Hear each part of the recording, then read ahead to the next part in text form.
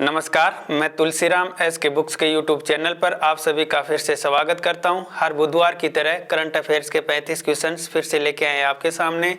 आज के जो 35 क्वेश्चंस लेके आए हैं इनमें खेल से संबंधित 9 क्वेश्चन हैं, प्रमुख व्यक्ति और नियुक्ति से संबंधित 2 क्वेश्चन हैं, स्थान से 2 हैं, पुरस्कार से 4 हैं, अर्थशास्त्र से 2 हैं, रक्षा से 1 है, विज्ञान एवं प्रौद्योगिकी से 3 है, योजना से 1 है, दिवस से 2 हैं, विविध 9 हैं।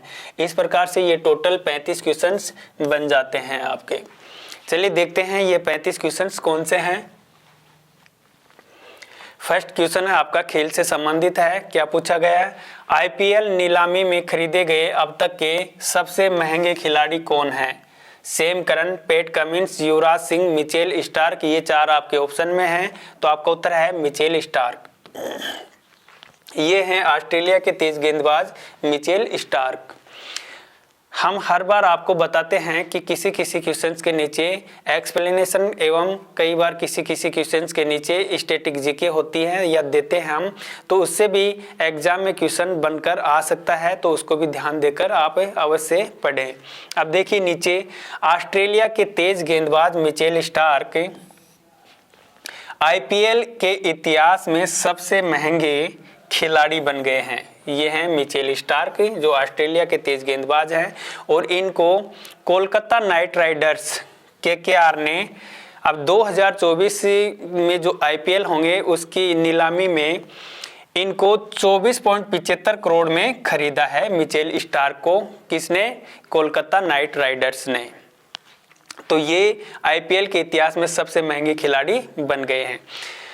दूसरे सबसे महंगे ऑस्ट्रेलियाई खिलाड़ी पैट कमिंस, जिनको 20.50 यानी 20.5 करोड़ में सनराइजर्स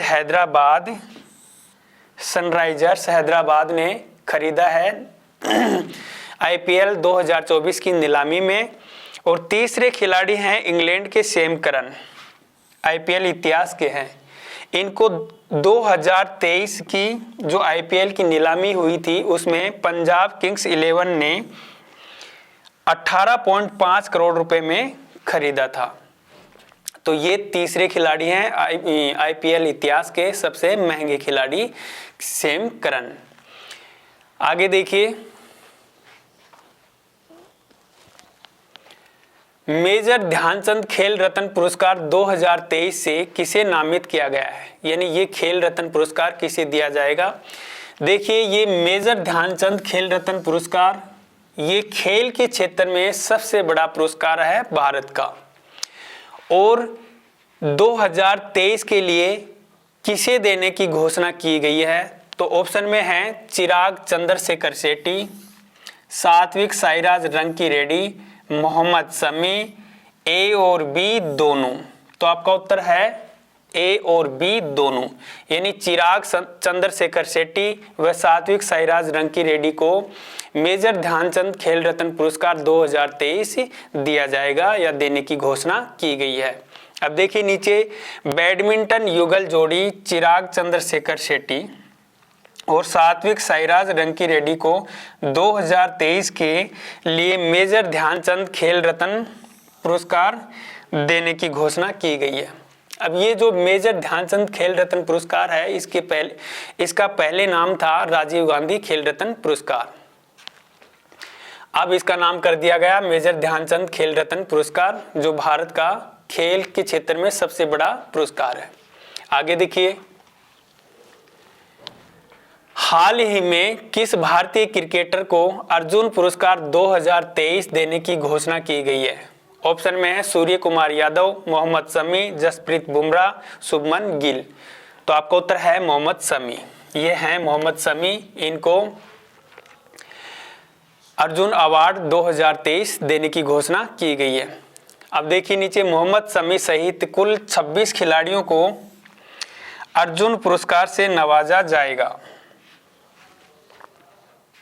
यानी कुल 26 खिलाड़ियों को अर्जुन पुरस्कार दिया जाएगा 2023 के लिए 2024 में। आगे देखिए, हाल ही में घुड़सवारी में किस भारतीय महिला खिलाड़ी को अर्जुन पुरस्कार 2023 देने की घोषणा की गई है? दिव्य कृति सिंह, दीक्षा डागर, अहिका मुखर्जी, प्राची यादव। तो आपका उत्तर है दिव्य कृति सिंह। ये हैं दिव्य कृति सिंह। देखिए नीचे, दिव्य कृति सिंह ने हांगझाऊ चीन में आयोजित एशियाई खेल 2022 में घुड़सवारी ड्रेसेज में टीम स्पर्धा में स्वर्ण पदक जीता है। आगे देखिए,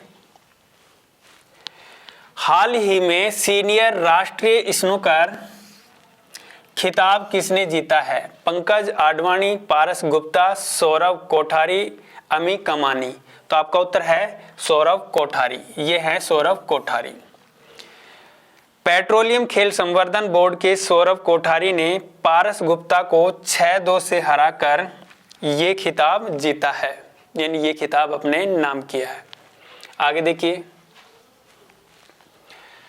हाल ही में FIH player of the year पुरस्कार 2023 पुरुष किसे मिला है? गेस्पार्ड जेवियर, हार्दिक सिंह, पियरमिन ब्लैक, आंद्रे हेनिंग। तो आपका उत्तर है हार्दिक सिंह। ये हैं हार्दिक सिंह, भारतीय पुरुष हॉकी टीम के उपकप्तान। देखिए नीचे, अंतर्राष्ट्रीय हॉकी महासंघ द्वारा भारतीय हॉकी टीम के उप कप्तान हार्दिक सिंह को प्लेयर ऑफ द ईयर पुरस्कार, प्लेयर ऑफ द ईयर यानी पुरुष के लिए और महिलाओं के लिए अलग अलग होते हैं। तो पुरुष के क्षेत्र में प्लेयर ऑफ द ईयर 2023 दिया गया है। इनको 2022 में भी प्लेयर ऑफ द ईयर पुरस्कार दिया गया है। भारतीय महिला हॉकी टीम की कप्तान सविता को गोलकीपर ऑफ द ईयर महिला 2023 दिया गया है। तो ये भारतीय महिला हॉकी टीम की कप्तान है सविता, इनको गोलकीपर ऑफ द ईयर महिला 2023 दिया गया है। आगे देखिए, हाल ही में खेल मंत्रालय ने किस खेल महासंघ को निलंबित किया है? भारतीय कबड्डी महासंघ, भारतीय कुश्ती महासंघ, भारतीय साइकिल महासंघ, भारतीय खो खो महासंघ। तो आपका उत्तर है भारतीय कुश्ती महासंघ। खेल मंत्रालय ने कई प्रावधानों का उल्लंघन करने पर नवनिर्वाचित भारतीय कुश्ती महासंघ को निलंबित कर दिया है। आगे देखिए, खेलो इंडिया यूथ गेम्स 2024 कहां आयोजित किए जाएंगे? मध्य प्रदेश, हरियाणा, तमिलनाडु, राजस्थान। तो आपका उत्तर है तमिलनाडु। और खेलो इंडिया यूथ गेम्स 2023 का आयोजन कहां किया गया था? ये मध्य प्रदेश में किया गया था 2023 में। आगे देखिए, हाल ही में अंडर 19 क्रिकेट एशिया कप खिताब किसने जीता है? ऑप्शन में है अफगानिस्तान, पाकिस्तान, भारत, बांग्लादेश। तो आपका उत्तर है बांग्लादेश। बांग्लादेश ने संयुक्त अरब अमीरात UAE को 195 रनों से हराकर अंडर 19 एशिया कप जीता है। आगे देखिए, अब क्वेश्चन है आपके प्रमुख व्यक्ति एवं नियुक्ति से संबंधित। हाल ही में अब्देल फतेह अल सीसी तीसरी बार किस देश के राष्ट्रपति चुने गए हैं?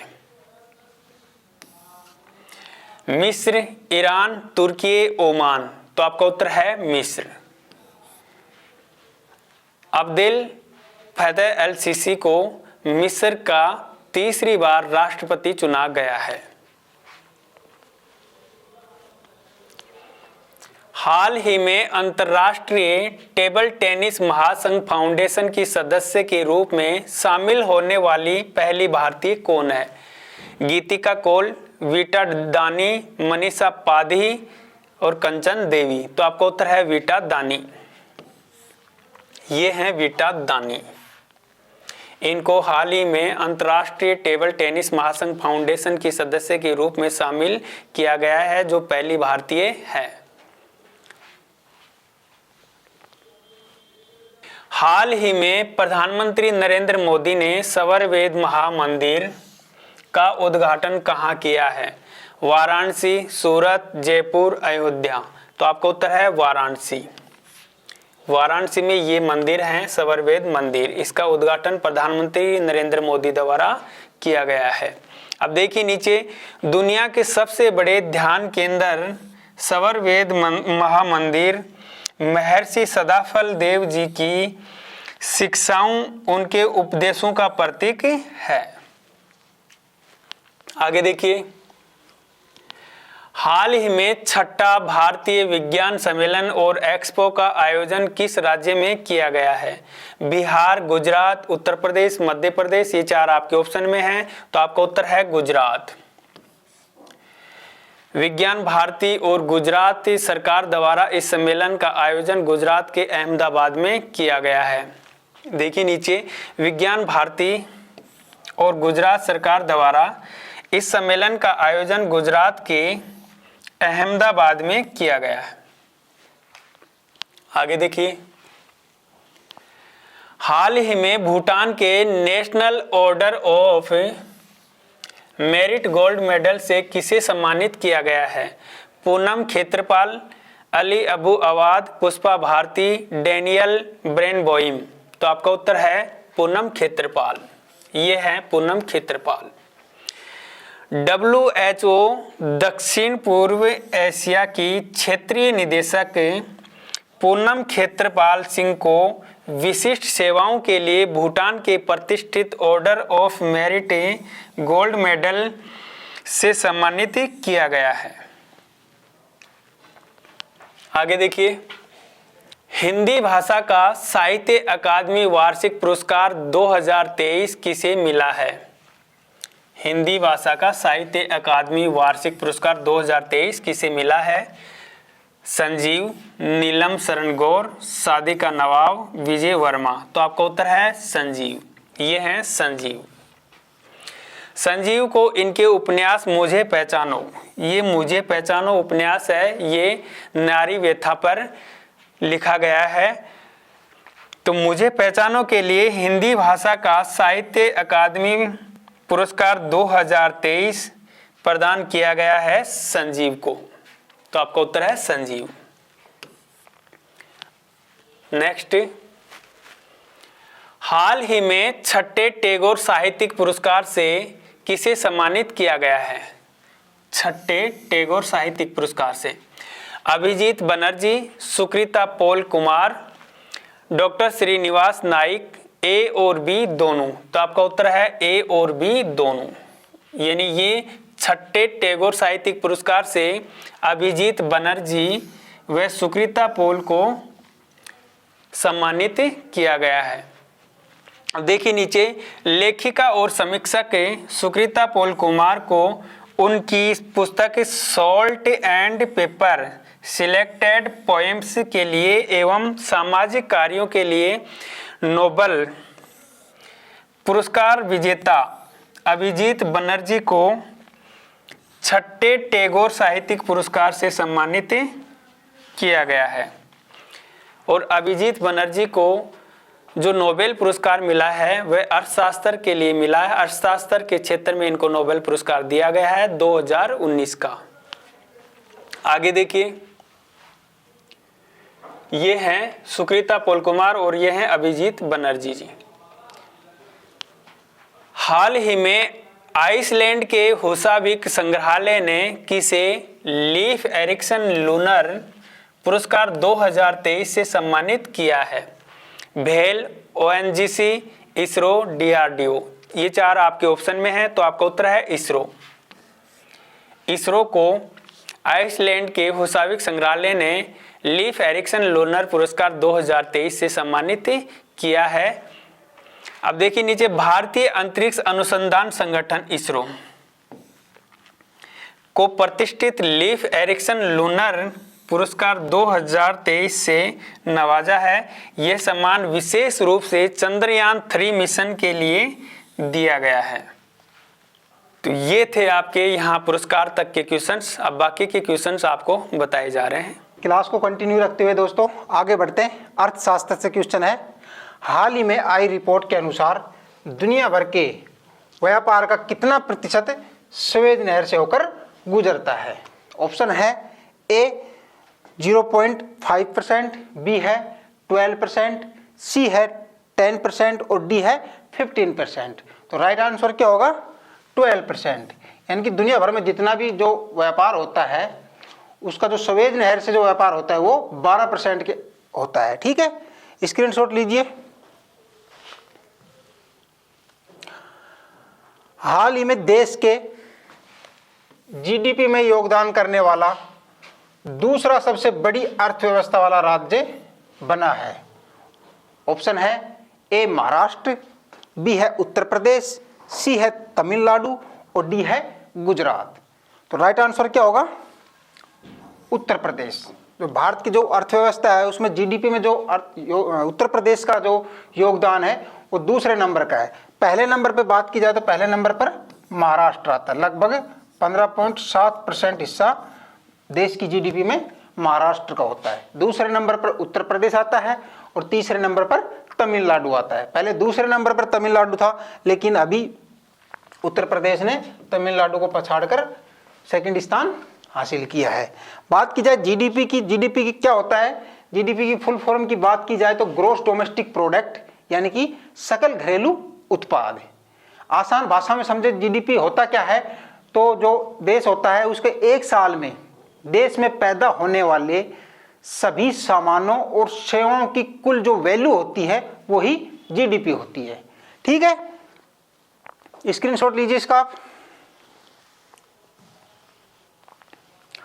हाल ही में 8वां हिंद महासागर नौसेना संगोष्ठी का आयोजन कहां हुआ है? रक्षा से संबंधित क्वेश्चन है ये। ऑप्शन है ए फ्रांस, बी है थाईलैंड, सी है भारत और डी है ईरान। तो राइट आंसर क्या होगा? थाईलैंड। जो 8वां हिंद महासागर जो नौसेना का संगोष्ठी का आयोजन किया गया था वो थाईलैंड के बैंकॉक शहर में आयोजित हुआ था, जिसमें भारत की तरफ से भारत के जो नौसेना प्रमुख है admiral R Hari Kumar, admiral कौन है? आर हरि कुमार के साथ 3 सदस्यीय दल ने भारत का नेतृत्व किया था। ठीक है, स्क्रीनशॉट लीजिए। विज्ञान और प्रौद्योगिकी से सवाल है। हाल ही में विश्व स्वास्थ्य संगठन ने कोरोना वायरस के किस नए रूप को वेरिएंट ऑफ इंटरेस्ट घोषित किया है?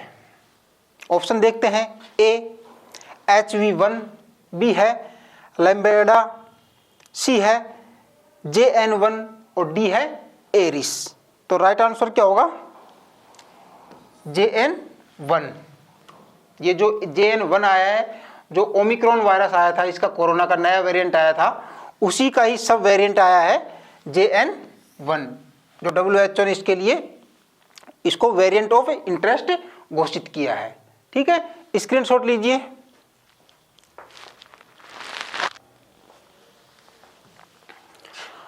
हाल ही में खराब कोलेस्ट्रॉल को कम करने के लिए टीका किसने विकसित किया है? ऑप्शन है ए USA, बी है भारत, सी है ब्रिटेन और डी है जापान। तो किसने किया है? USA ने। जो कोलेस्ट्रॉल को कम करने के लिए एक टीका विकसित किया है वो USA ने किया है। USA की बात की जाए तो जो मैक्सिको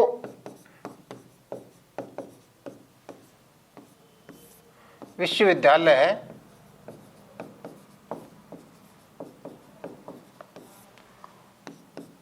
उसने विकसित किया है और चूहों से बंदरों पर इसका प्रयोग किया है और प्रयोग करने के बाद इसके रिजल्ट पॉजिटिव आए हैं, मतलब अच्छे रिस्पॉन्स मिला है। तो ये बहुत जल्दी ये टीका देश में देखने को मिलेगा। ठीक है, स्क्रीनशॉट लीजिए। नेक्स्ट देखते हैं। हाल ही में WHO ने किसे उपेक्षित उष्णकटिबंधीय बीमारी की सूची में शामिल किया है? ऑप्शन है ए हैजा बीमारी, बी है ब्लैक फंगस बीमारी, सी है डायरिया बीमारी और डी है नोमा बीमारी। तो राइट आंसर क्या होगा इसमें? नोमा बीमारी। उपेक्षित उष्णकटिबंधीय बीमारी की सूची में इसको शामिल किया है, नोमा बीमारी। नोमा बीमारी की बात की जाए, यह मुख्यतः 2 वर्ष से 6 वर्ष के बच्चों के अंदर होती है और ये चेहरे पे या मुंह के ऊपर ये बीमारी होती है। और ये कहाँ होती है? मुख्य रूप से जो क्षेत्र है, यानी कि जहाँ कुपोषित बच्चे हैं, या फिर बात की जाए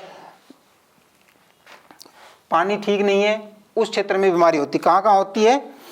ये एशिया, ऑस्ट्रेलिया, अफ्रीका, दक्षिण अमेरिका और मैक्सिको, यानी कि जो कुपोषित बच्चे हैं या फिर गरीबी रेखा से नीचे बच्चे हैं या फिर पानी की सही व्यवस्था नहीं है, यानी कि शुद्ध पानी नहीं है, उष्णकटिबंधीय बीमारी जो है उपेक्षित उष्णकटिबंधीय बीमारी, इसके अंतर्गत सर्पदंश का जहर, खुजली, ट्रैकोमा और चगास, एक ये नोमा बीमारी को भी ऐड कर लिया गया है। ठीक है, योजना से संबंधित सवाल है। हाल ही में राजीव गांधी स्वरोजगार स्टार्टअप योजना किसने प्रारंभ की है? ऑप्शन है मध्य प्रदेश, हरियाणा, राजस्थान और हिमाचल प्रदेश। तो राजीव गांधी स्वरोजगार स्टार्टअप योजना हिमाचल प्रदेश ने प्रारंभ की है। ठीक है, स्क्रीनशॉट लीजिए। दिवस से है क्वेश्चन। हाल ही में राष्ट्रीय किसान दिवस कब मनाया गया है? ऑप्शन है ए 21 दिसंबर, बी है 22 दिसंबर, सी है 23 दिसंबर और डी है 24 दिसंबर। तो राइट आंसर क्या होगा? 23 दिसंबर। अभी राष्ट्रीय किसान दिवस मनाया गया है वो 23 दिसंबर को अपने माननीय पूर्व प्रधानमंत्री चौधरी चरण सिंह की जयंती पर ये राष्ट्रीय किसान दिवस मनाया जाता है। इसके अलावा इस जो किसान दिवस की जो थीम थी वो भविष्य की खेती, कृषि में नवाचार और स्थिरता, इसकी थीम थी। इसके अलावा अलग डेट की बात की जाए तो 22 दिसंबर को राष्ट्रीय गणित दिवस, ठीक है, राष्ट्रीय गणित दिवस मनाया जाता है। इसके अलावा 24 दिसंबर की बात की जाए तो राष्ट्रीय उपभोक्ता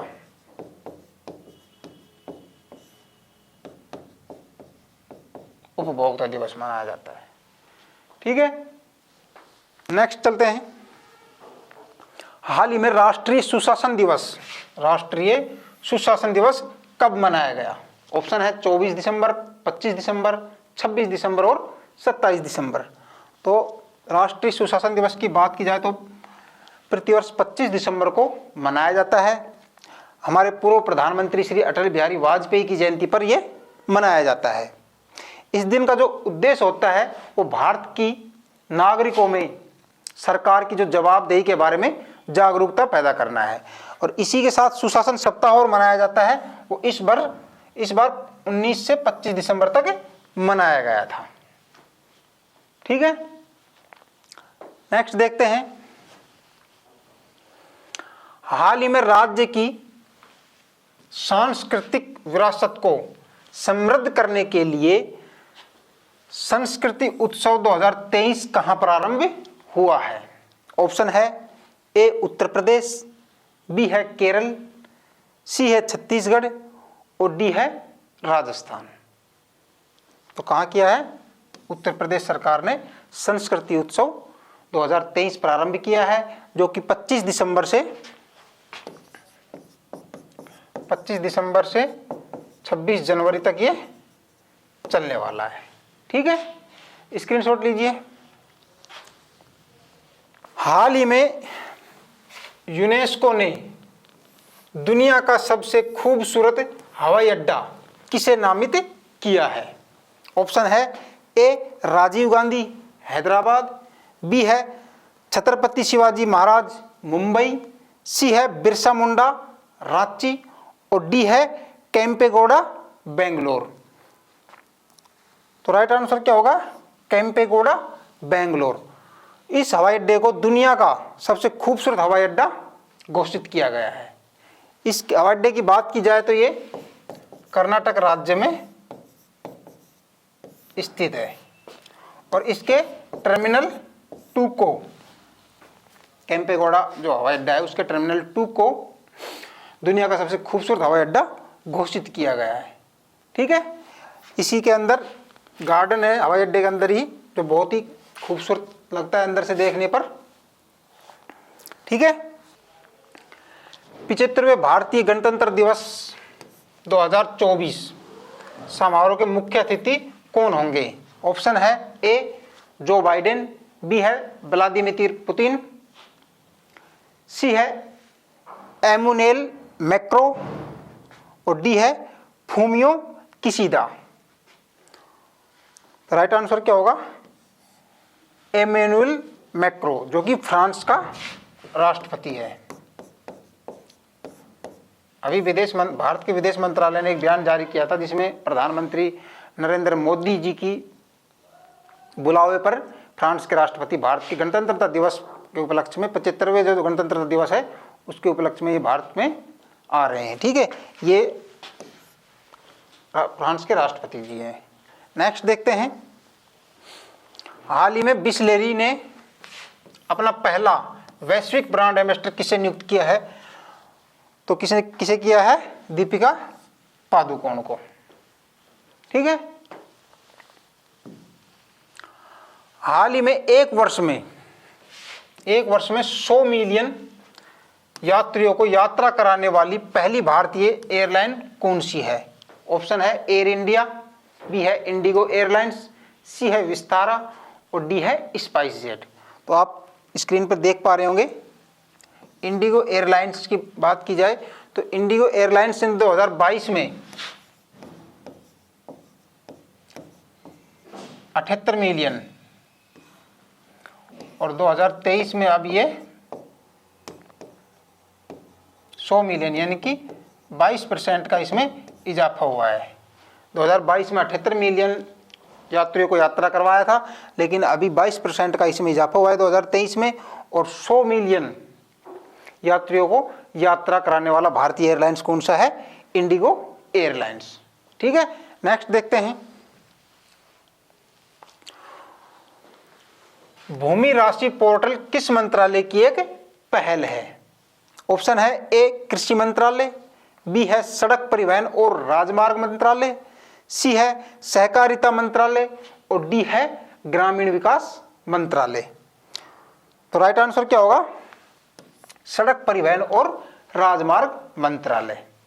इस पोर्टल को लॉन्च करने का मुख्य उद्देश्य की बात की जाए तो जो राष्ट्रीय राजमार्गों के लिए भूमि अधिग्रहण की प्रक्रिया में तेजी लाना, इसका उद्देश्य यही है। ठीक है, तो भूमि राष्ट्रीय पोर्टल किसने लॉन्च किया है? सड़क परिवहन और राजमार्ग मंत्रालय ने।